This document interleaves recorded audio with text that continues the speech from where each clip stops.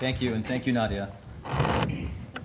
Among the most inspiring things about my fellows are the facts that everyone wears many hats. I'm a lawyer, I'm also a musician, and so just to frame my remarks, I'm going to kick you the first verse of my most recent song and talk a little bit from there. So we found that since 9/11 in particular, government authorities collect information, they share it across agencies, even though the Constitution protects privacy. Transition in the White House, wait and see, they're still asserting executive secrecy. What'll it be in the Obama years? Hope for things to change, but keep the same fears, people getting caught up in these grinding gears. Freedom ain't free yet, we owe it in arrears. We got JTTFs and the fusion sensors. If our nation was a car, we done lost the fender. The Fourth Amendment, now so much ink, lost by a people who follow but don't think. Follow but don't think. Follow, don't think. You can follow or you can lead. And the American Muslim Civic Leadership Institute, as you might imagine, is about leadership. And I want to make a quick distinction between civic engagement, which our communities talk a lot about, and civic leadership, which I would propose to you is an altogether different thing. Our community around the country confronts at the moment multiple crises. We have a crisis of identity. We have a crisis of inclusion.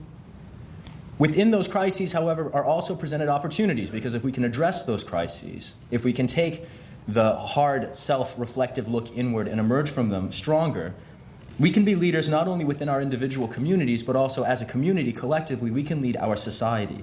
Both the circumstances of our time, these crises, as well as the tenets of our faith, the idea that all humanity is an ummah, that all people are endowed with an inalienable dignity. The circumstances of our time and the tenets of our faith require, they demand, in fact, that we each lead as individuals in our communities and as a community, our society. I'll offer some reflections on a few different issues in which I think we are particularly poised to take leadership.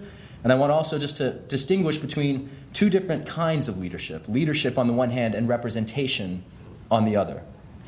People in whom others invest their hopes and their trust can represent the ideas and the hopes and the aspirations of the people who support them. And in representing their concerns, we buy political capital. So if, let's just say hypothetically, I represented a group that was interested in transportation policy and they wanted highway funding, that would represent their views. I would gain political capital within that base. In contrast, we can choose to lead, which is when we force our supporters to take hard, self-reflective looks and consider their own preconceived notions. If in that scenario I were to lead, I'd be talking not about highway funds, but about high-speed rail, right? Taking looks at the future and inviting the people who support us and who invest in us, their hopes and their aspirations, opportunities to refine their own perspectives. Our community at this moment in history has a particularly unique opportunity to both lead in the way that usually would spend political capital, yet buy political capital within our country, by forging a unique American Muslim identity, distinct from the international Muslim identity that I think for a very long time has defined our community here in the United States. We can exercise and avail ourselves of that opportunity, however, only if we, as individuals, lead in our respective communities. And let me just present, again, a few of those possible issues on which we can do that, ranging from the easiest to ones that I think are a little more challenging. The easiest are the ones on which we as Muslims share a particular interest. You can imagine from the work I do is combating racial and religious profiling in the counterterrorism establishment. And you can imagine that that would be an interest that Muslims share.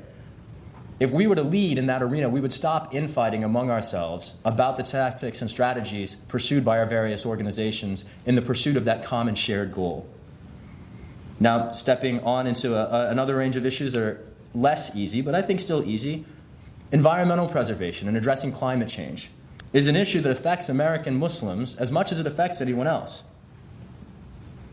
I was privileged this week to hear from Sheikh Yasser Fazaga, who enlightened me a little bit about a perspective from which the Quran could be construed as a particularly green piece of scripture. There are many engineers in the Muslim community. How many of them are working on climate change solutions, forward-thinking solutions to the energy crisis, novel ways to treat the various kinds of toxic waste, for instance, that our communities produce? Let's look at healthcare. Muslims get sick like everyone else. There are over 40 million Americans who lack healthcare, not all of whom are poor. I'm a middle-class person. I have a Stanford law degree. I don't have healthcare. There are many Muslim doctors. Where is the advocacy for universal health care from within our community? If we believe that all people are endowed with an inalienable dignity, then Muslims should be at the forefront for the movement demanding health care for all of our people. That would go a long way toward shifting our position and our perception within our society and our country. Moving on into less easy still, gender. Domestic violence, let's be frank, is an issue that affects our community like many others. The opportunity to create opportunities for women who seek access to spaces that are closed to them. These are issues that our community must grapple with. We have hard questions to ask ourselves.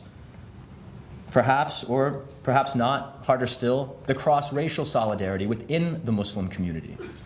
Islam in America is unique, not only among faiths, but within countries, in terms of the diversity we represent. Take a quick look around. I invite you, really, just look around the room and see how many different colors and hairstyles and clothing are represented in this room here today. And this is a tiny microcosm of our national community. Where is our advocacy as American Muslims on issues like gentrification that affect Latino and African American Muslims and non-Muslims? Where is our advocacy on racial profiling, not in the context of the war on terror, but in the context of the war on drugs? Racial profiling is not new. It existed a long time before 2001. It's been going on for centuries. Where is our advocacy on that issue? And harder yet, the question I think that we have to pose as we look at the Ummah and we consider the rights of all people, if we construe the Ummah as humanity and not just Muslims, do we love ourselves? Do we love the Ummah? Do we love humanity enough to support equal rights for all people, even those with whose lifestyles we might differ? We must lead in order to take American Islam and American Muslims into the 21st century. I'd like to just thank very briefly USC, Nadia, Bree, and Sumaya for their vision and initiative. I'd like to thank my fellow AMCLI fellows for inspiring me, our various speakers for their skills and valuable time, and all of you for being here. I look forward to continuing to advance your interests and helping keep our country free as the Executive Director of the Bill of Rights Defense Committee, which I'll be taking over next month. Thank you.